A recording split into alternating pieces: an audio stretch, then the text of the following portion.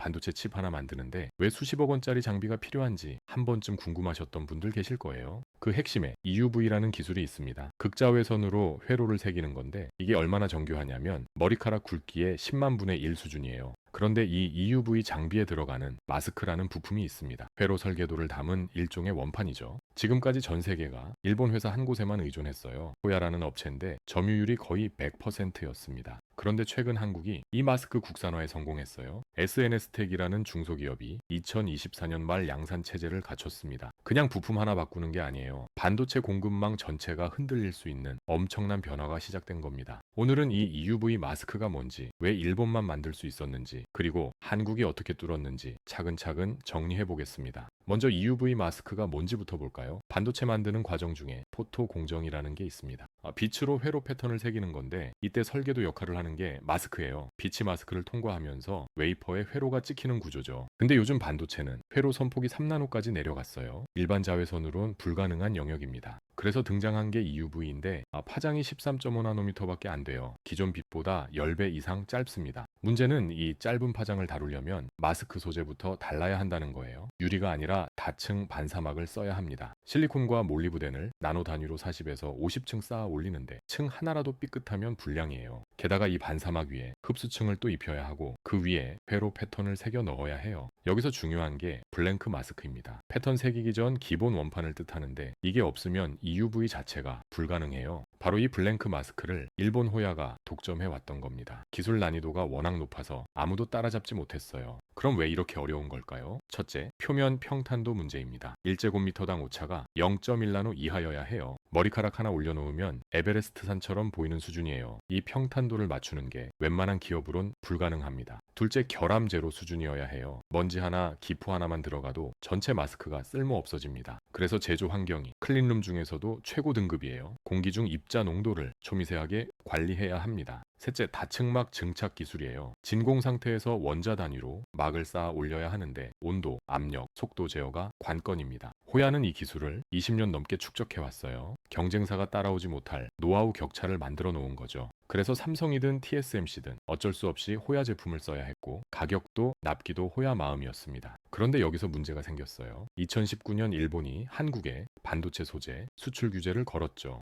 포토레지스트, 불화수소 같은 핵심 소재 세계를 막았는데 당시 한국 반도체 업계는 발칵 뒤집혔어요. 그때 깨달은 겁니다. 아무리 기술이 좋아도 소재 하나 막히면 끝이라는 걸요. 그래서 정부와 기업이 소재 부품 장비 국산화에 본격적으로 투자하기 시작했습니다. 이 흐름 속에서 SNS텍이 떠올랐어요. 원래 반도체 검사 장비 만들던 회사인데 2018년부터 마스크 블랭크 개발에 뛰어들었죠. 처음엔 아무도 주목 안 했어요. 중소기업이 호야를 이긴다는 게 말이 안 된다고 생각했으니까요. 하지만 SNS텍은 포기하지 않았습니다. 정부 지원금 200억 원을 받아 연구 인력을 대폭 늘렸어요. 핵심은 증착 기술이었습니다. 다층막을 균일하게 쌓는 장비를 자체 개발하는 데 집중했죠. 2021년 첫 시제품이 나왔고 2022년 삼성전자 테스트를 통과했어요. 2023년엔 양산 준비 단계에 들어갔습니다. 그리고 2024년 말 드디어 본격 양산 체제를 갖췄어요. 연 5만 장 생산 능력을 확보했습니다. 이게 얼마나 대단한 거냐면 전 세계에서 EUV 마스크 블랭크를 양산할 수 있는 회사가 이제 둘이 된 겁니다. 호야와 SNS텍 이 두 회사만이 현재 상용 수준 제품을 만들 수 있어요.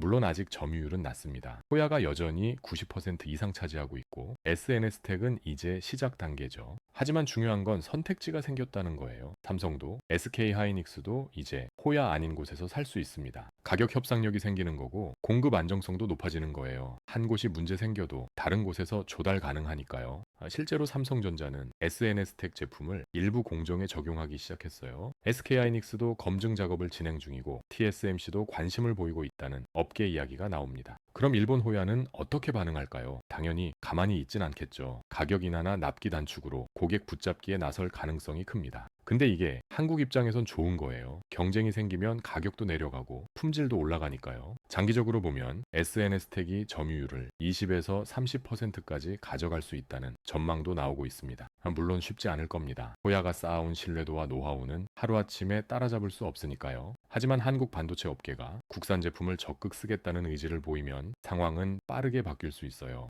실제로 2019년 수출 규제 이후 포토레지스트 국산화율이 10%에서 50% 이상으로 뛰었거든요. 불화수소도 마찬가지고 이제 마스크 블랭크도 같은 길을 갈 가능성이 큽니다. 그럼 이 성공이 왜 중요한지 좀 더 넓게 봐야 해요. 반도체 공급망 전체 관점에서요. 미국과 중국이 이 기술 패권 다툼을 하는데 반도체가 핵심 전장입니다. 누가 첨단 칩을 만드느냐가 국가 경쟁력을 좌우하는 시대예요. 그런데 이 첨단 칩을 만들려면 EUV 장비가 필수인데 이 장비는 네덜란드 ASML만 만들어요. 그리고 ASML 장비에 들어가는 핵심 부품 중 하나가 바로 오늘 얘기한 마스크 블랭크입니다. 그러니까 이 작은 부품 하나가 전 세계 반도체 생산을 좌우할 수 있는 거예요. 만약 일본이 또 수출 규제를 걸면 삼성도 SK하이닉스도 첨단 칩 생산이 멈출 수 있었어요. 하지만 이제 국산 대안이 생겼으니 그런 리스크가 크게 줄어든 겁니다. 이게 바로 국산화의 진짜 의미예요. 게다가 이 기술은 다른 분야로도 확장 가능합니다. 디스플레이, 바이오칩, 센서 같은데요. EUV급 정밀도가 필요한 산업은 앞으로 계속 늘어날 텐데 그때마다 이 기술이 기반이 돼요. SNS텍도 이미 차세대 하이NA EUV용 마스크 개발에 착수했다고 밝혔습니다. 하이NA EUV는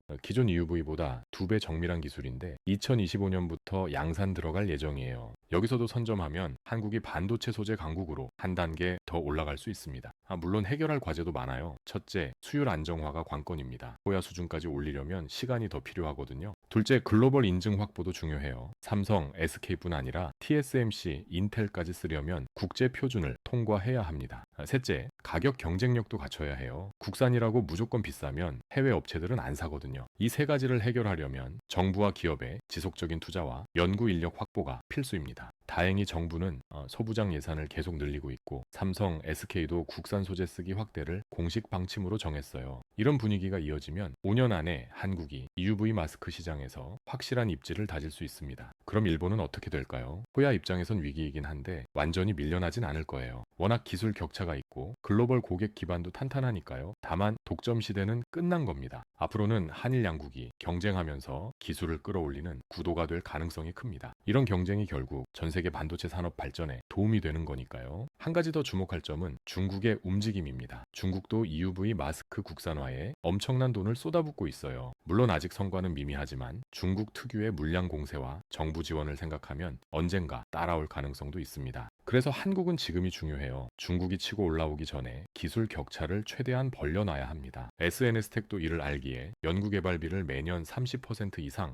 늘리고 있다고 해요. 정리해볼까요? EUV 마스크 블랭크는 반도체 핵심 부품 중 하나입니다. 지금까지 일본 호야가 독점했는데 한국 SNS텍이 국산화에 성공했어요. 이제 한국 반도체 업계는 일본 의존도를 낮추고 공급망 안정성을 확보하게 됐습니다. 가격 협상력도 생기고 기술 경쟁도 활성화돼서 장기적으론 모두에게 이득이에요. 다만 아직 점유율은 낮고 해결할 기술 과제도 남아있어서 앞으로가 더 중요합니다. 정부와 기업이 지속적으로 투자하고 연구 인력을 키워나가면 5년 안에 확실한 입지를 다질 수 있을 거예요. 결국 핵심은 이겁니다. 작은 부품 하나라도 남한테 의존하면 위험하다는 것. 2019년 수출 규제가 뼈아픈 교훈이었지만 그 덕분에 국산화가 빨라진 거죠. 앞으로도 이런 사례가 더 많이 나와야 합니다. 배터리 소재, 디스플레이 부품, AI 반도체 장비까지요. 한국이 진짜 기술 강국되려면 이런 보이지 않는 부품에서 경쟁력을 갖춰야 해요. 여러분은 어떻게 생각하세요? 국산화가 더 필요한 분야가 또 어디라고 보시나요? 댓글로 의견 남겨주시면 다음 영상 주제로 다뤄보겠습니다. 오늘 영상 여기까지입니다. 시청해주셔서 감사합니다.